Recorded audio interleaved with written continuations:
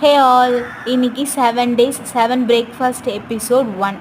இன்னைக்கு நம்ம பார்க்க போகிற ரெசிபி என்னன்னு பார்த்தீங்கன்னா க்ரீன் கிராம் சாலட். ஸோ இதுக்கு தேவையான பொருட்கள் என்னன்னு பார்த்தீங்கன்னா பாயில்டு க்ரீன் கிராம் நமக்கு தேவையான அளவுக்கு நீங்கள் எடுத்துக்கலாம். அதுக்கப்புறம் இது கூட நம்ம சேர்க்க போகிற பொருட்கள் என்னன்னு பார்த்தீங்கன்னா ஆனியன் எடுத்திருக்கேன், குக்கும்பர் எடுத்திருக்கேன், நெக்ஸ்ட்டு கேரட், அதுக்கப்புறம் பார்த்திங்கன்னா கொஞ்சமாக கொத்தமல்லி எடுத்திருக்கேன். ஸோ உங்களுக்கு எது தேவைனாலும் நீங்கள் அதை எடுத்துக்கலாம், அது உங்களோட சாய்ஸ் படி எடுத்துக்கலாம். இது நீங்கள் க்ரீன் கிராம் கூட மட்டும்தான் சேர்க்கணுமான்னு கேட்டிங்கன்னா கிடையாது. நீங்கள் பிளாக் சன்னாவை பாயில் பண்ணியும் சேர்த்துக்கலாம், இல்லை மொச்சை பயிர் இருக்குல்ல அது கூடயும் சேர்த்து சாப்பிட்லாம். இது மாதிரி என்ன பயிர் வகை வேணாலும் நீங்கள் சேர்த்து சாப்பிட்லாம். டேஸ்ட் சூப்பராக இருக்கும், அட்டகாசமாக இருக்கும். ட்ரை பண்ணி பாருங்கள். ஸோ இது 1 by 1 நீங்கள் ஆட் பண்ணி வச்சுக்கோங்க.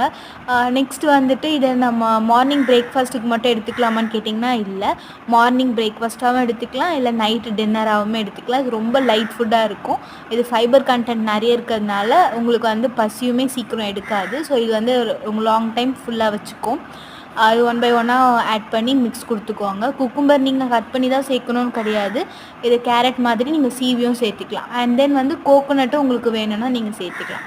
ஸோ நான் இன்றைக்கி செய்ய போகிறது வந்து 2லேருந்து 3 பேர் வரைக்கும் தாராளமாக சாப்பிடலாம்.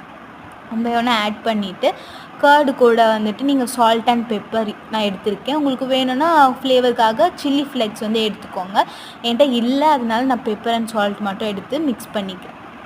நல்லா மிக்ஸ் பண்ணிவிட்டு இது வந்து நம்ம வச்சுருக்க அந்த பருப்பு கூடயும் கேரட் குக்கும்பர் கூடயும் ஆட் பண்ணி ஒரு நல்ல ஒரு மிக்ஸ் கொடுத்து என்ஜாய் பண்ணுங்கள். Stay healthy. நாளைக்கு இன்னொரு ரெசிபியோடு உங்களை வந்து மீட் பண்ணுறேன். டாடா, பாய்.